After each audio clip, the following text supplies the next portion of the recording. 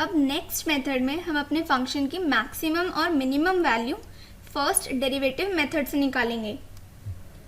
First derivative test में हमको सबसे पहले एफ डैश एक्स की वैल्यू निकालनी होती है और उसके बाद हम इसको ज़ीरो के इक्वल पुट करके अपने एक्स की वैल्यू फाइंड आउट करते हैं, यानी कि अपने क्रिटिकल पॉइंट्स निकालते हैं। और उसके बाद उन क्रिटिकल पॉइंट के लेफ्ट और राइट साइड में अपने फंक्शन का साइन चेक करते हैं।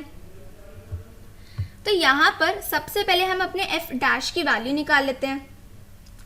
यहाँ पर फंक्शन हमारा ये है, तो इसको डिफरेंशिएट कर देंगे एक्स के रिस्पेक्ट में, तो इसकी वैल्यू हमारी आ जाएगी 2 इंटू 2x माइनस 1 और इसको ज़ीरो के इक्वल पुट करके इसको सॉल्व कर लेंगे तो x की वैल्यू हमारी आ जाएगी 1/2।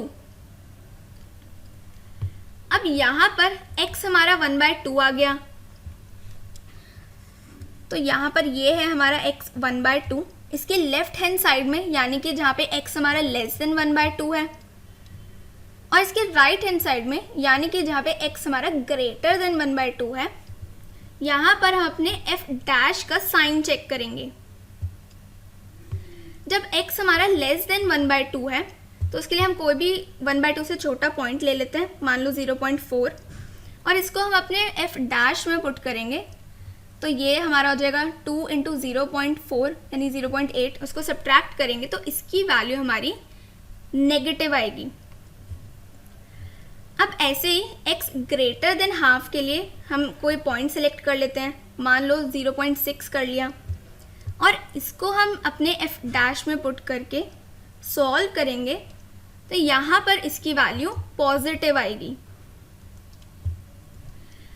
अब जब भी हमारी वैल्यू नेगेटिव से पॉजिटिव आती है, जैसे मान लो ये हमारे फंक्शन का कर्व है, यहाँ पे हम ऊपर की साइड जा रहे हैं तो यानी पॉजिटिव, ये इसको याद करने का तरीका है, और यहाँ से हम नीचे की साइड जा रहे हैं तो नेगेटिव।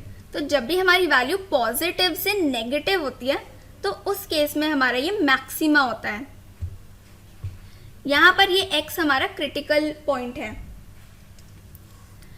अब अगर हमारा फंक्शन कुछ ऐसा होगा तो यहाँ पर ये हमारी वैल्यू नेगेटिव हो रही है पहले, उसके बाद ये यहाँ से पॉजिटिव हो रही है इस पॉइंट के बाद, यानी कि यहाँ पर ये हमारा मिनिमा हो जाएगा। और जब भी हमारा साइन चेंज नहीं होता है, जैसे अगर यहाँ पर भी नेगेटिव और यहाँ पर भी नेगेटिव हो, या फिर यहाँ पर पॉजिटिव था और यहाँ पर भी पॉजिटिव आ जाए, तो उस केस में वो हमारा पॉइंट ऑफ इन्फ्लेक्शन हो जाता है। अब यहाँ पर ये हमारा नेगेटिव से पॉजिटिव जा रहा है, यानी कि x इक्वल 1/2 हमारा पॉइंट ऑफ मिनिमा हो जाएगा। और हमको यहाँ पे इसकी मिनिमम वैल्यू भी निकालनी है, तो मिनिमम वैल्यू निकालने के लिए हम x इक्वल 1/2 को अपने फंक्शन में पुट कर देंगे।